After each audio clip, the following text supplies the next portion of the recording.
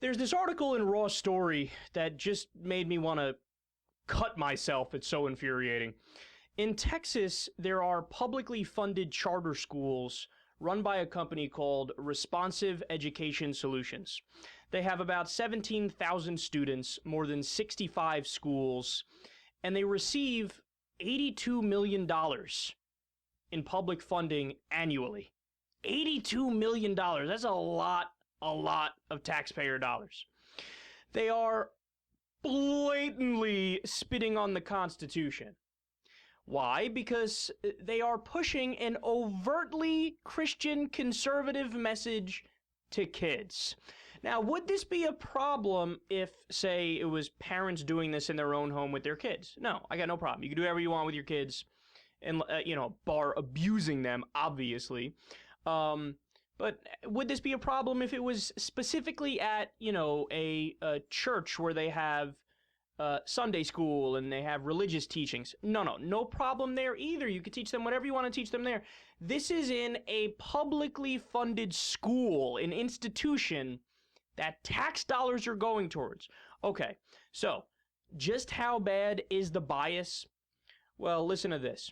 In the textbook, they blame world wars on evolution, the lack of religion, of course, the Enlightenment.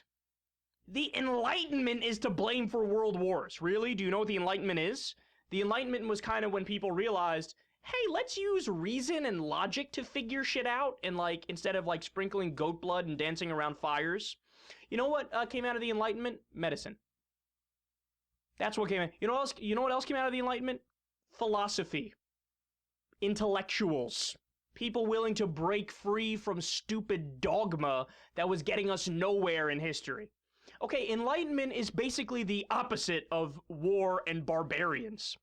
They totally make this shit up. And I don't know if I mentioned this one yet, but they also blamed World War I on the New Deal.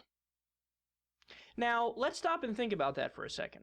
Now, maybe it was they blamed all the world wars on the New Deal, but the World War I actually happened before the New Deal, didn't it?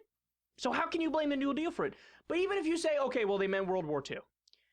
But the New Deal, all that did was stop us from going into a Gilded Age, which we were probably already in. So it reversed course. All the New Deal was, hey, let's hire some people with tax dollars and make them build highways and give them a job and, try to make it so that not everybody dies at the age of 46 because they don't have health care, and just help people out a little bit. Have the government do what the government's fucking job is. But no, that led to World War II. Yes, Hitler, one of the things Hitler said, I believe, was, here's what I don't like, the highway system. I missed that quote. I did, I must say. Now, they also say in the textbook, feminism is responsible for single women turning to the federal government as a surrogate husband. This is a claim, this is straight out of Rush Limbaugh. Now, I've heard that argument exactly made on Rush Limbaugh. I've heard other conservatives make that argument too, but I think it originated with Limbaugh. How are you going to put a Limbaugh fucking talking point into your textbook at a school to teach kids? And here's the thought, if you're concerned about what feminists believe, why don't you talk to feminists? I think they'll tell you what they believe. And by the way, I have an idea here. I mean, one of the things they'd like is to be given an equal opportunity as men. That is so unreasonable, goddammit. Anybody who's a feminist is crazy. Pff, equal opportunity, that's garbage, that's nonsense. But they just make it up. I mean, right, so the feminists turn to the government to be their husband. So I take it, do they blow the government? I've never seen any feminists walking around the office at the EPA telling the guys to unzip their pants. Now, I haven't even gotten to the most ridiculous piece of propaganda yet. This is my favorite piece of propaganda.